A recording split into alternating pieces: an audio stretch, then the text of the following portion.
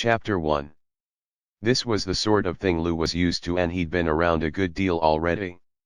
You came into an entrance hall, sometimes narrow New England colonial, sometimes cautiously spacious. Once in the hall, the host said, "Claire or Virginia, or darling this is Mr. Lowry." The woman said, "How do you do, Mr. Lowry," and Lou answered, "How do you do, Mrs. Woman." Then the man suggested, "How about a little cocktail?" And Lou lifted his brows apart and said, "Fine," in a tone that implied, "What hospitality, consideration, attention.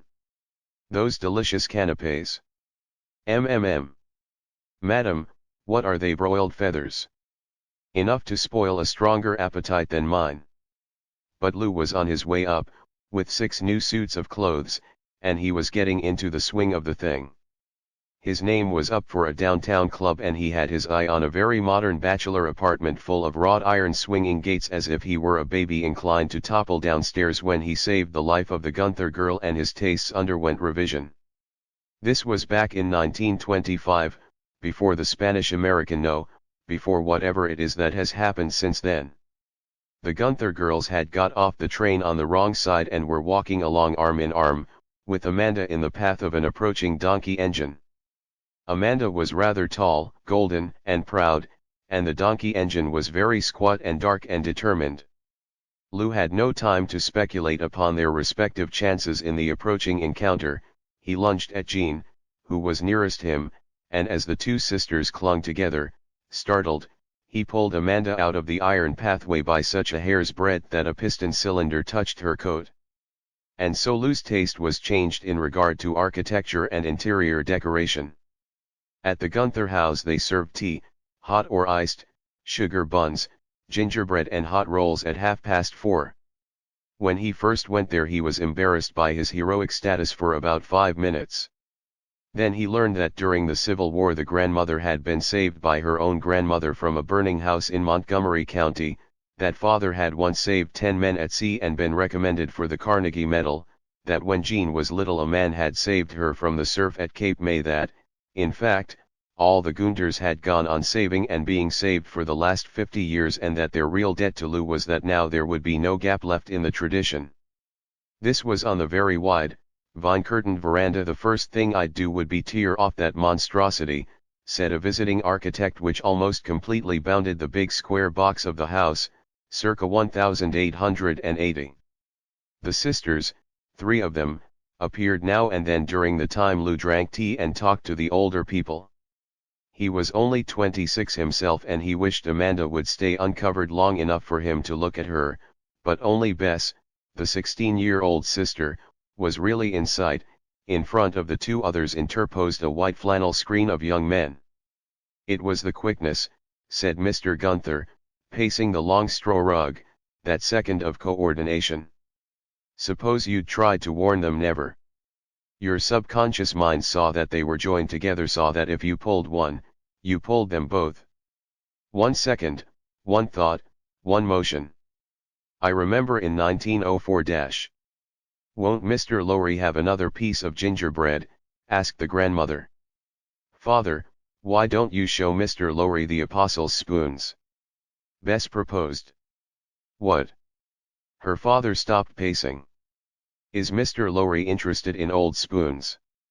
Lou was thinking at the moment of Amanda twisting somewhere between the glare of the tennis courts and the shadow of the veranda, through all the warmth and graciousness of the afternoon. "Spoons? Oh, I've got a spoon, thank you." "Apostles' spoons," Bess explained. "Father has one of the best collections in America. When he likes anybody enough he shows them the spoons. I thought, since you saved Amanda's life He saw little of Amanda that afternoon, talked to her for a moment by the steps while a young man standing near tossed up a tennis racket and caught it by the handle with an impatient bend of his knees at each catch. The sun shopped among the yellow strands of her hair, poured around the rosy tan of her cheeks and spun along the arms that she regarded abstractedly as she talked to him. "It's hard to thank a person for saving your life, Mr. Lowry," she said. "Maybe you shouldn't have. Maybe it wasn't worth saving." "Oh, yes, It was, said Lou, in a spasm of embarrassment. Well, I'd like to think so. She turned to the young man. Was it, Alan? It's a good enough life, Alan admitted, if you go in for woolly blondes. She turned her slender smile full upon Lou for a moment, and then aimed it a little aside, like a pocket torch that might dazzle him. I'll always feel that you own me, Mr. Lowry, my life is forfeit to you. You'll always have the right to take me back and put me down in front of that engine again. Her proud mouth was a little overgracious about being saved, though Lou didn't realize it. It seemed to Amanda that it might at least have been someone in her own crowd. The Gunthers were a haughty family, haughty beyond all logic, because Mr. Gunther had once been presented at the court of St. James's and remained slightly convalescent ever since. Even Bess was haughty, and it was Bess, eventually, who led Lou down to his car. It's a nice place, she agreed. We've been going to modernize it, but we took a vote and decided to have the swimming pool repaired instead. Lou's eyes lifted over her. She was like Amanda, except for the slightness of her and the childish disfigurement of a small wire across her teeth, up to the house with its decorative balconies outside the windows, its fickle gables, its gold-lettered, Swiss chalet mottos, the bulging projections of its many bays. Uncritically he regarded it. It seemed to him one of the finest houses he had ever known. Of course, we're miles from town, but there's always plenty of people. Father and Mother go south after the Christmas holidays when we go back to school. It was more than just a house, Lou decided as he drove away.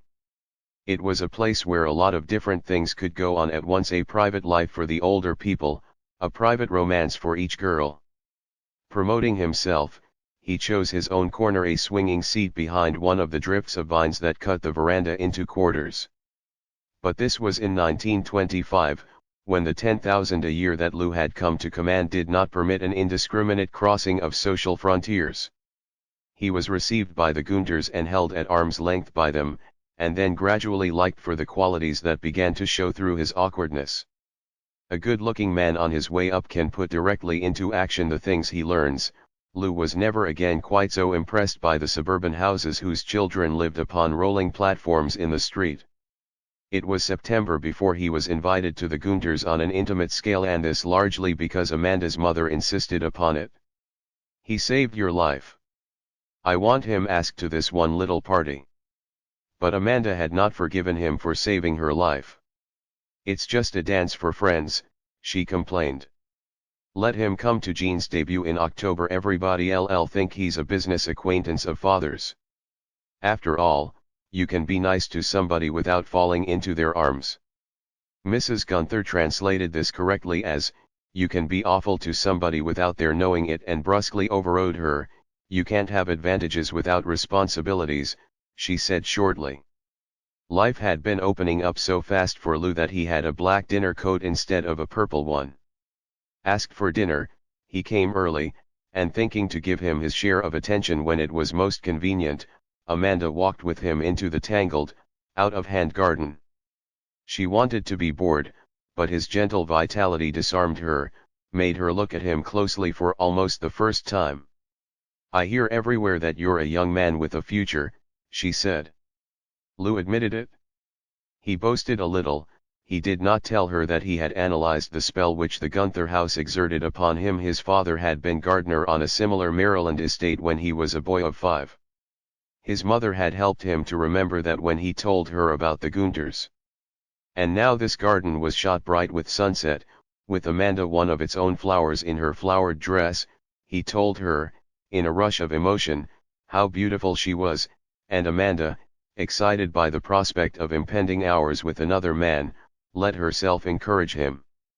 Lou had never been so happy as in the moment before she stood up from the seat and put her hand on his arm lightly. I do like you, she said. You're very handsome. Do you know that? The harvest dance took place in an L-shaped space formed by the clearing of 3 rooms. 30 young people were there, and a dozen of their elders, but there was no crowding, for the big windows were open to the veranda and the guests danced against the wide, illimitable night.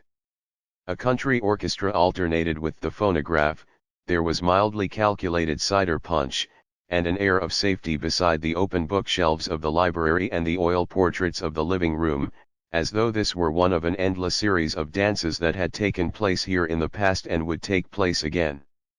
"Thought you never would cut in," Bess said to Lou. "You'd be foolish not to. I'm the best dancer of us three, and I'm much the smartest one. Jean is the jazzy one, the most chic, but I think it's passé to be jazzy and play the traps and neck every second, boy. Amanda is the beauty, of course. But I'm going to be the Cinderella, Mr. Lowry. They'll be the two wicked sisters, and gradually you'll find I'm the most attractive and get all hot and bothered about me." There was an interval of intervals before Lou could maneuver Amanda to his chosen segment of the porch. She was all radiant and shimmering. More than content to be with him, she tried to relax with the creak of the settee.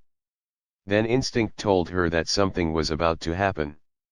Lou, remembering a remark of Jean's, he asked me to marry him, and he hadn't even kissed me, could yet think of no graceful way to assault Amanda. Nevertheless, he was determined to tell her tonight that he was in love with her. "This'll seem sudden," he ventured, "but you might as well know. Please put me down on the list of those who'd like to have a chance." She was not surprised, but being deep in herself at the moment, she was rather startled. Giving up the idea of relaxing, she sat upright. "Mr. Lowry, can I call you by your first name? Can I tell you something?" "No, I want to. Yes, I will, because I like you now. I didn't like you at first." "How's that for frankness? Is that what you wanted to tell me?" "No. Listen. You met Mr. Horton, the man from New York, the tall man with the rather old-looking hair?" "Yes." Lou felt a pang of premonition in his stomach. "I'm engaged to him." "You're the first to know except Mother suspects." Now I told you because you saved my life, so you do sort of own me. I wouldn't be here to be engaged, except for you." Then she was honestly surprised at his expression. "Heavens, don't look like that." She regarded him, pained. "Don't tell me you've been secretly in love with me all these months." "Why didn't I know? And now it's too late." Lou tried a laugh. "I hardly know you," he confessed. "I haven't had time to fall in love with you. Maybe I work quick. Anyhow, if you did, you'll have to forget it and be my friend." Finding his hand, she squeezed it. "A big night for this little girl, Mr. Lou, the chance of a lifetime. I've been afraid for 2 days that his bureau drawer would stick or the hot water would give out and he'd leave for civilization." They were silent for a moment, then he asked, "You very much in love with him?" "Of course I am. I mean, I don't know. You tell me. I've been in love with so many people, how can I answer that? Anyhow, I'll get away from this old barn." "This house? You want to get away from here?" "Why, this is a lovely old house." She was astonished now, and then suddenly explosive.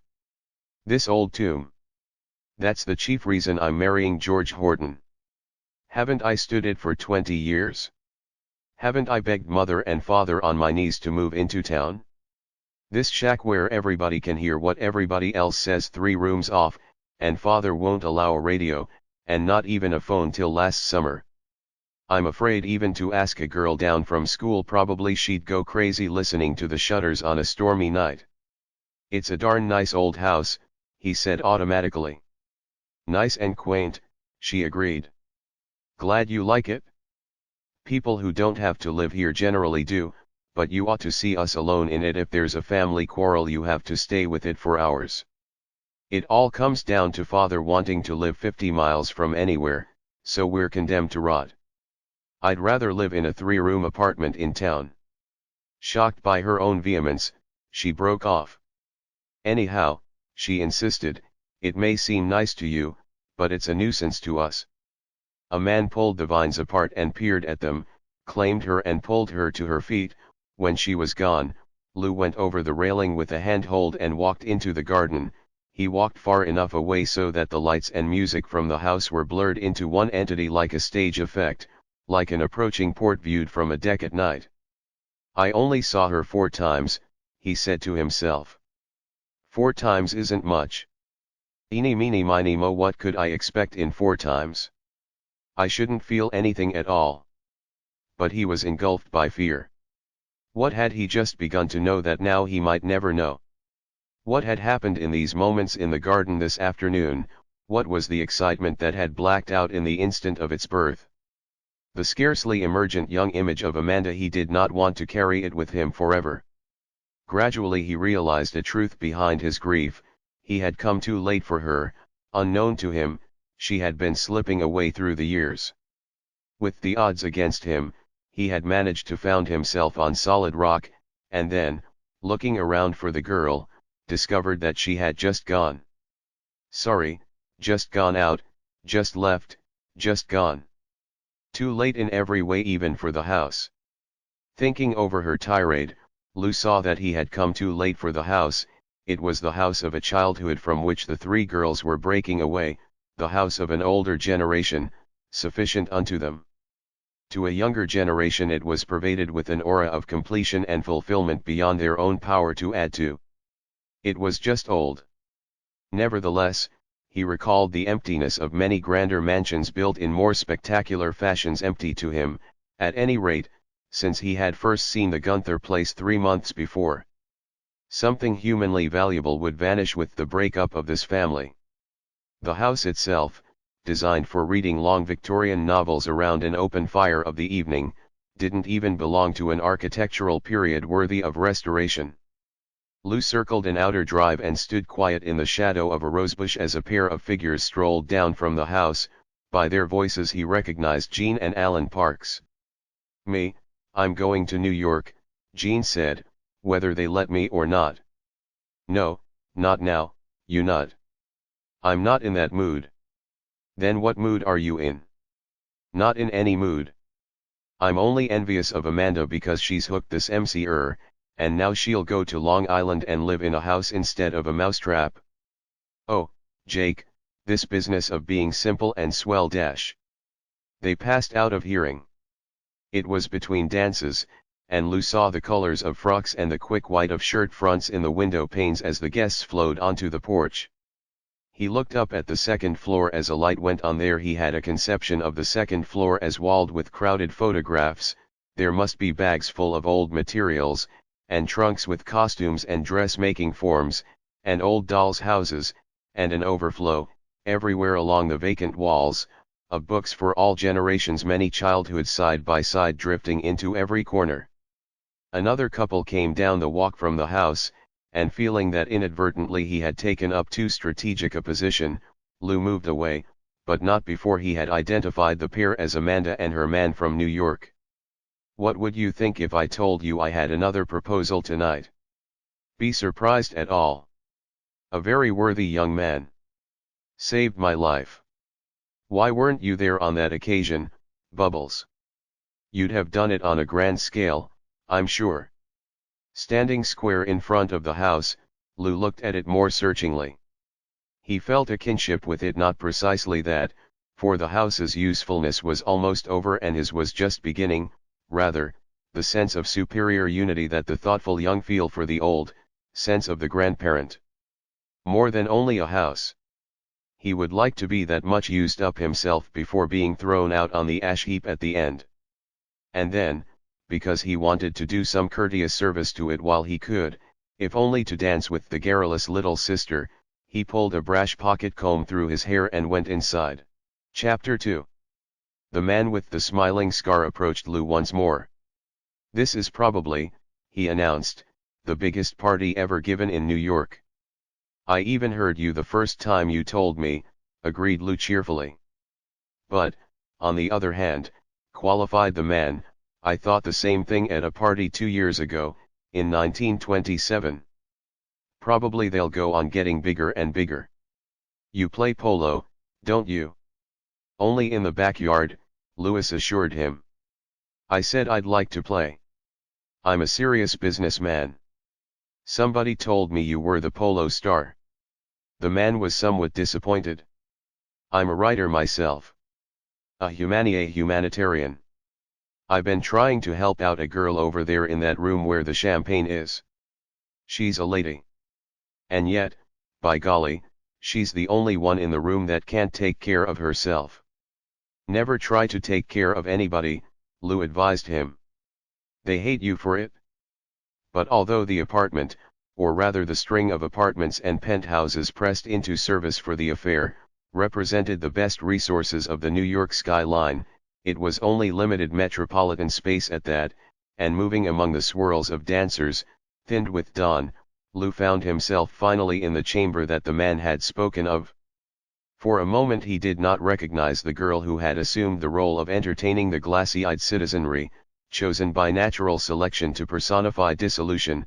Then, as she issued a blanket invitation to a squad of Gaiety beauties to come south and recuperate on her Maryland estates, he recognized Jean Gunther. She was the dark Gunther, dark and shining and driven. Lou, living in New York now, had seen none of the family since Amanda's marriage 4 years ago. Driving her home a quarter of an hour later, he extracted what news he could, and then left her in the dawn at the door of her apartment, mussed and awry, yet still proud, and tottering with absurd formality as she thanked him and said good night. He called next afternoon and took her to tea in Central Park. I am, she informed him, the child of the century. Other people claim to be the child of the century, but I'm actually the child of the century. And I'm having the time of my life at it. Thinking back to another period of young men on the tennis courts and hot buns in the afternoon, and of wisteria and ivy climbing along the ornate railings of a veranda, Lou became as moral as it was possible to be in that well-remembered year of 1929. What are you getting out of it? Why don't you invest in some reliable man, just a sort of background? Men are good to invest money for you, she dodged neatly. Last year one darling spun out my allowance so it lasted 10 months instead of 3. But how about marrying some candidate? I haven't got any love, she said. Actually, I know 6 millionaires I could maybe marry. This little girl from Carroll County. It's just too many. Now, if somebody that had everything came along dash. She looked at Lou appraisingly. You've improved, for example. I should say I have, admitted Lou, laughing. I even go to first nights. But the most beautiful thing about me is I remember my old friends, and among them are the lovely Gunther girls of Carroll County. You're very nice, she said. Were you terribly in love with Amanda? I thought so, anyhow. I saw her last week. She's super Park Avenue and very busy having Park Avenue babies. She considers me rather disreputable and tells her friends about our magnificent plantation in the Old South. Do you ever go down to Maryland? Do I though? I'm going Sunday night, and spend 2 months there saving enough money to come back on. When Mother died, she paused. I suppose you knew Mother died. I came into a little cash, and I've still got it, but it has to be stretched, see. She pulled her napkin cornerwise. By tactful investing. I think the next step is a quiet summer on the farm. Lou took her to the theater the next night, oddly excited by the encounter. The wild flush of the times lay upon her, he was conscious of her physical pulse going at some abnormal rate, but most of the young women he knew were being hectic, save the ones caught up tight in domesticity. He had no criticism to make. Behind that lay the fact that he would not have dared to criticize her. Having climbed from a nether rung of the ladder, he had perforce based his standards on what he could see from where he was at the moment. Far be it from him to tell Jean Gunther how to order her life. Getting off the train in Baltimore 3 weeks later, he stepped into the peculiar heat that usually preceded an electric storm. He passed up the regular taxis and hired a limousine for the long ride out to Carroll County, and as he drove through rich foliage, moribund in midsummer, between the white fences that lined the rolling road, many years fell away and he was again the young man, starved for a home, who had first seen the Gunther house 4 years ago. Since then he had occupied a 12-room apartment in New York, rented a summer mansion on Long Island, but his spirit, warped by loneliness and grown gypsy with change, turned back persistently to this house. Inevitably it was smaller than he had expected, a small, big house, roomy rather than spacious. There was a rather intangible neglect about it. The color of the house had never been anything but a brown-green relict of the sun. Lou had never known the stable to lean otherwise than as the Tower of Pisa, nor the garden to grow any other way than plebeian and wild. Jean was on the porch, not, as she had prophesied, in the role of gingham queen or rural equestrienne, but very rude a l'opaques against the dun cushions of the swinging settee. There was the stout, colored butler whom Lou remembered and who pretended, with racial guile, to remember Lou delightedly. He took the bag to Amanda's old room, and Lou stared around it a little before he went downstairs. Jean and Bess were waiting over a cocktail on the porch. It struck him that Bess had made a leaping change out of childhood into something that was not quite youth. About her beauty there was a detachment, almost an impatience, as though she had not asked for the gift and considered it rather a burden. To a young man, the gravity of her face might have seemed formidable. "How is your father?" Lou asked. "He won't be down tonight," Bess answered. "He's not well. He's over 70, you know. People tire him. When we have guests, he has dinner upstairs." "It would be better if he ate upstairs all the time," Jean remarked, pouring the cocktails. "No, it wouldn't," Bess contradicted her. "The doctors said it wouldn't. There's no question about that." Jean turned in a rush to Lou. "For over a year Bess has hardly left this house. We could dash." "What junk," her sister said impatiently. "I ride every morning. We could get a nurse who would do just as well." Dinner was formal, with candles on the table and the two young women in evening dresses.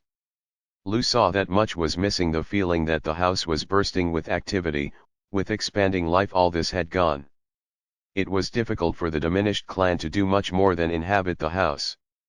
There was not a moving up into vacated places, there was simply an anachronistic staying on between a vanishing past and an incalculable future. Midway through dinner, Lou lifted his head at a pause in the conversation, but what he had confused with a mutter of thunder was a long groan from the floor above, followed by a measured speech, whose words were interrupted by the quick clatter of Bess' chair. "You know what I ordered? Just so long as I am the head of dash. It's father." Momentarily Jean looked at Lou as if she thought the situation was faintly humorous, but at his concerned face, she continued seriously, "You might as well know. It's senile dementia. Not dangerous. Sometimes he's absolutely himself. But it's hard on Bess." Bess did not come down again. After dinner, Lou and Jean went into the garden, splattered with faint drops before the approaching rain. Through the vivid green twilight Lou followed her long dress, spotted with bright red roses. It was the first of that fashion he had ever seen. In the tense hush he had an illusion of intimacy with her, as though they shared the secrets of many years, and, when she caught at his arm suddenly at a rumble of thunder, he drew her around slowly with his other arm and kissed her shaped, proud mouth. "Well, at least you've kissed one Gunther girl," Jean said lightly. "How was it? And don't you think you're taking advantage of us, being unprotected out here in the country?" He looked at her to see if she were joking, and with a swift laugh she seized his arm again. It was raining in earnest, and they fled toward the house to find Bess on her knees in the library, setting light to an open fire. "Father's all right," she assured them. "I don't like to give him the medicine till the last minute. He's worrying about some man that lent him $20 in 1892. She lingered, conscious of being a third party, and yet impelled to play her mother's role and impart an initial solidarity before she retired. The storm broke, shrieking in white at the windows, and Bess took the opportunity to fly to the windows upstairs, calling down after a moment. "The telephone's trying to ring.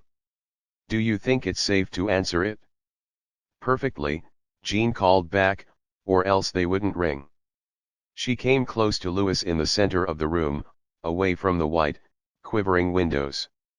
"It's strange having you here right now. I don't mind saying I'm glad you're here. But if you weren't, I suppose we'd get along just as well. Shall I help Bess close the windows? Lou asked.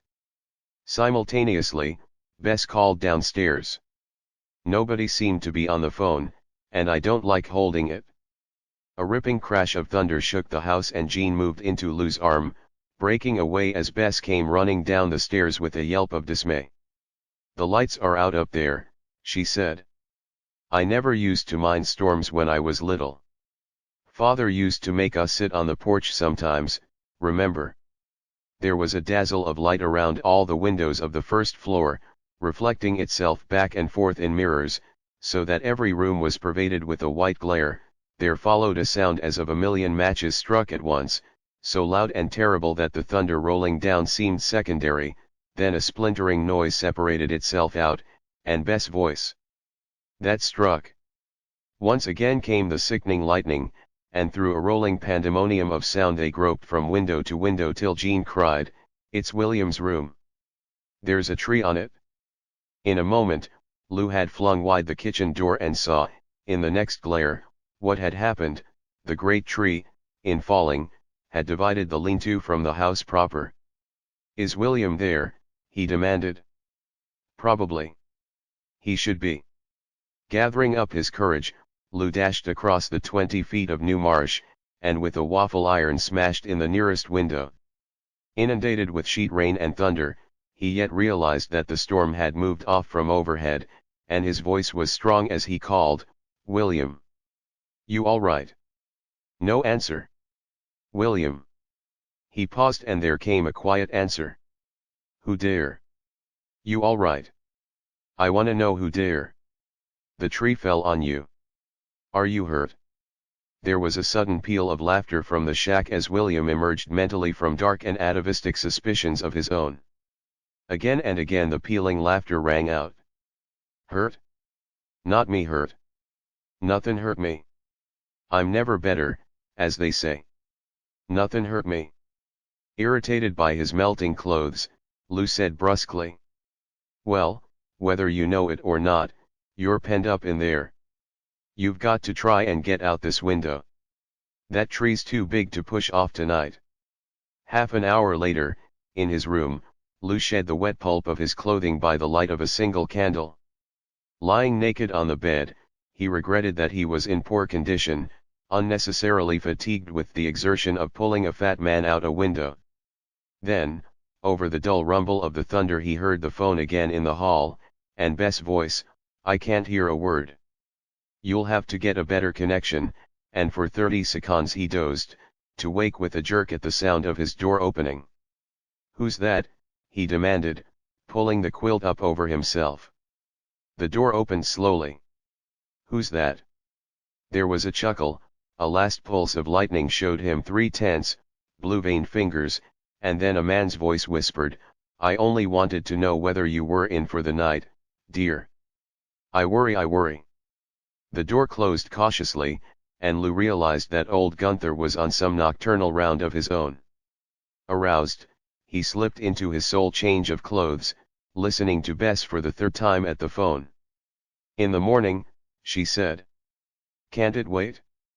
We've got to get a connection ourselves." Downstairs he found Jean surprisingly spritely before the fire. She made a sign to him, and he went and stood above her, indifferent suddenly to her invitation to kiss her. Trying to decide how he felt, he brushed his hand lightly along her shoulder. "Your father's wandering around. He came in my room. Don't you think you ought to dash?" "Always does it," Jean said. "Makes the nightly call to see if we're in bed." Lou stared at her sharply, a suspicion that had been taking place in his subconscious assumed tangible form.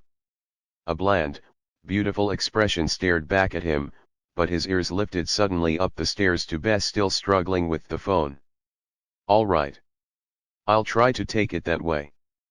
PISSEEDPASSED all right, IWIWY passed away." Her voice, as she put the phrase together, shook with sudden panic. "What did you say? Amanda Gunther passed away?" Jean looked at Lou with funny eyes. Why does Bess try to take that message now? Why not dash? Shut up, he ordered. This is something serious. I don't see dash. Alarmed by the silence that seeped down the stairs, Lou ran up and found Bess sitting beside the telephone table holding the receiver in her lap, just breathing and staring, breathing and staring. He took the receiver and got the message.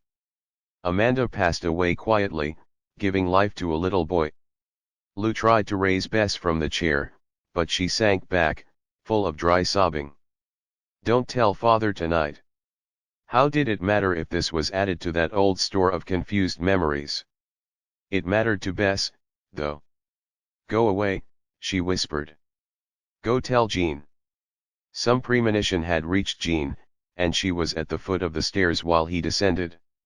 What's the matter? He guided her gently back into the library. Amanda is dead, he said, still holding her. She gathered up her forces and began to wail, but he put his hand over her mouth. You've been drinking, he said. You've got to pull yourself together. You can't put anything more on your sister.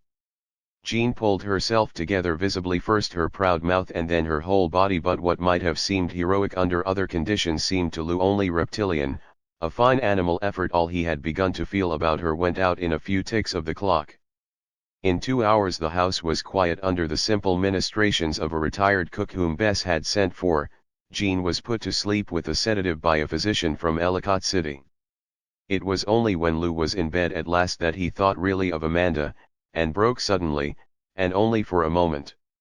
She was gone out of the world, his second no, his third love killed in single combat.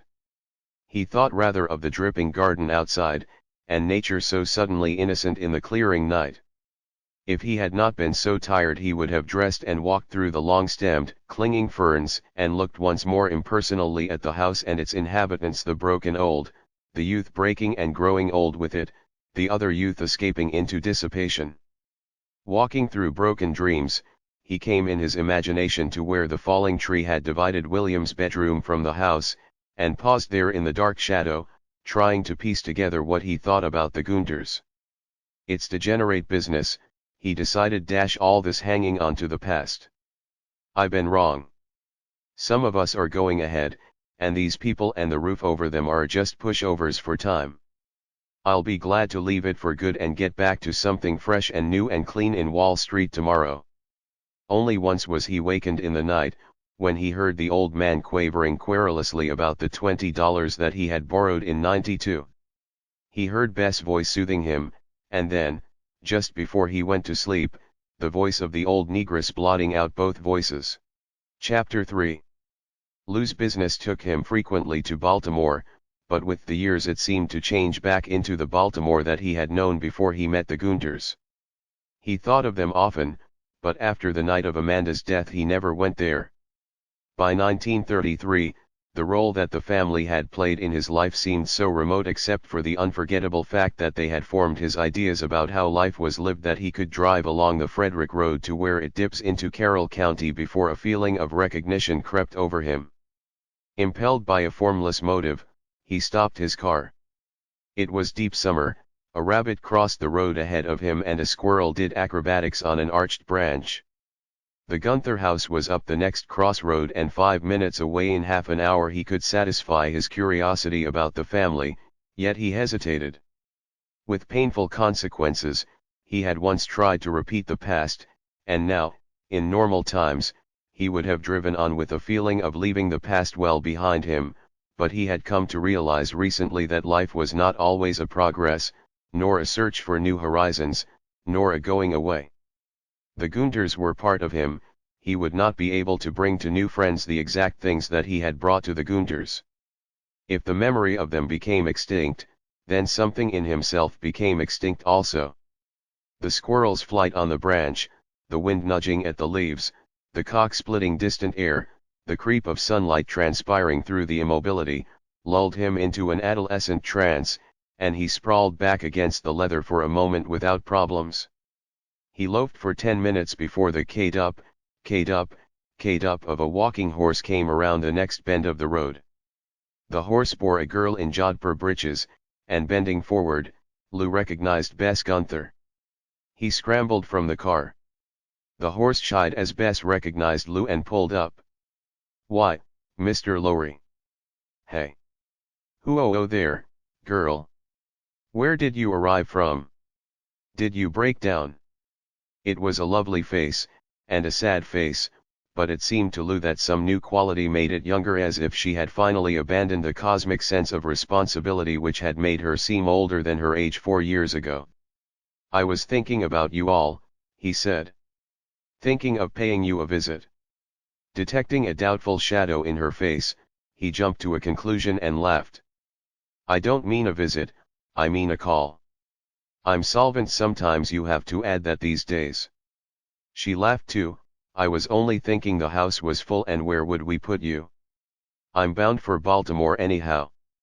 Why not get off your rocking horse and sit in my car a minute?" She tied the mare to a tree and got in beside him. He had not realized that flashing fairness could last so far into the 20s. Only when she didn't smile, he saw from 3 small thoughtful lines that she was always a grave girl. He had a quick recollection of Amanda on an August afternoon, and looking at Bess, he recognized all that he remembered of Amanda. "How's your father?" "Father died last year. He was bedridden a year before he died." Her voice was in the sing-song of something often repeated. "It was just as well. I'm sorry. How about Jean? Where is she?" "Jean married a Chinaman. I mean, she married a man who lives in China. I've never seen him." "Do you live alone, then?" "No, there's my aunt." She hesitated. "Anyhow, I'm getting married next week." Inexplicably, he had the old sense of loss in his diaphragm. "Congratulations. Who's the unfortunate dash?" "From Philadelphia. The whole party went over to the races this afternoon. I wanted to have a last ride with Juniper." "Will you live in Philadelphia?" "Not sure. We're thinking of building another house on the place, tear down the old one. Of course, we might remodel it." "Would that be worth doing?" "Why not?" she said hastily. "We could use some of it, the architects think." "You're fond of it, aren't you?" Bess considered. "I wouldn't say it was just my idea of modernity. But I'm a sort of a home girl." She accentuated the words ironically. "I never went over very big in Baltimore, you know, the family failure. I never had the sort of thing Amanda and Jean had." "Maybe you didn't want it?" "I thought I did when I was young." The mare neighed peremptorily and Bess backed out of the car. "So that's the story, Lou Lowry, of the last Gunther girl. You always did have a sort of yen for us, didn't you?" "Didn't I? If I could possibly stay in Baltimore, I'd insist on coming to your wedding."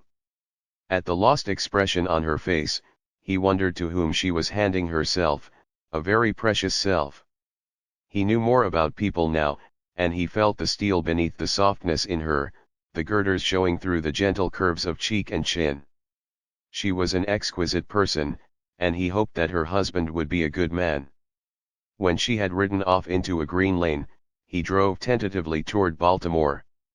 This was the end of a human experience, and it released old images that regrouped themselves about him. If he had married one of the sisters, supposing the past, slipping away under the wheels of his car, crunched awake his acuteness. "Perhaps I was always an intruder in that family. But why on earth was that girl riding in bedroom slippers?" At the Crossroads store he stopped to get cigarettes. A young clerk searched the case with country slowness. "Big wedding up at the Gunther place," Lou remarked. "Huh? Miss Bess getting married next week? The wedding party's there now. Well, I'll be dog. Wonder what they're going to sleep on, since Mark H. took the furniture away." "What's that?" "What? Month ago Mark H. took all the furniture and everything else while Miss Bess was out riding. They mortgaged on it just before Gunther died. They say around here she ain't got a stitch except them riding clothes.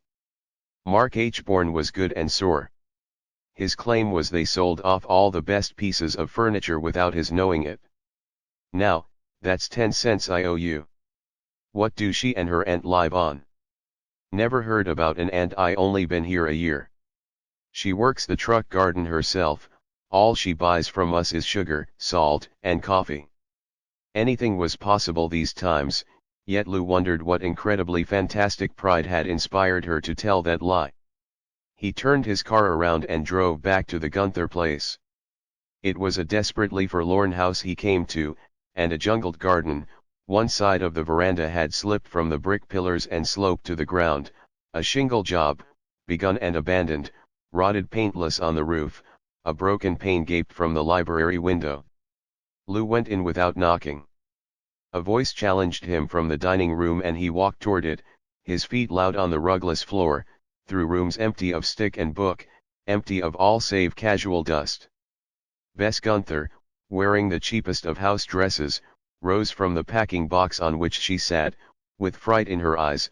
A tin spoon rattled on the box she was using as a table.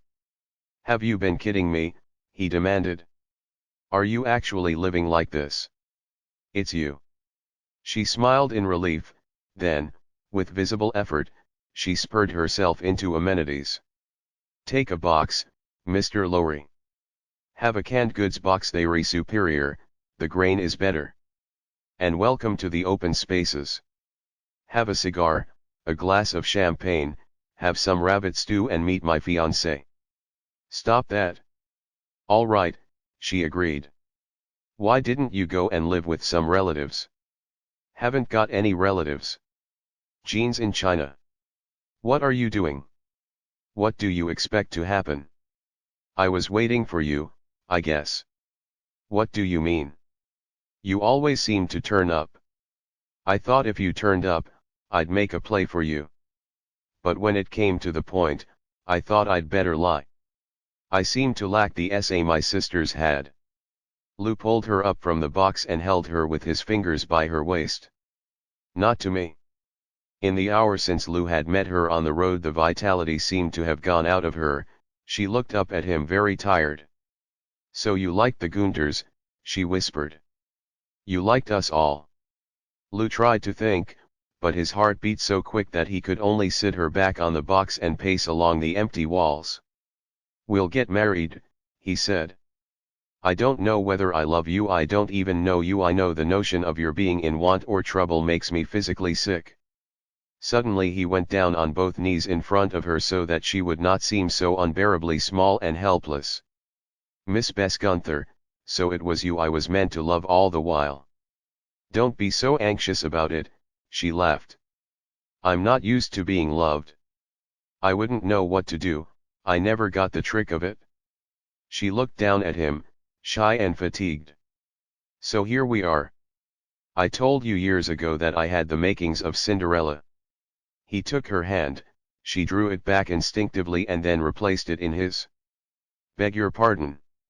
Not even used to being touched.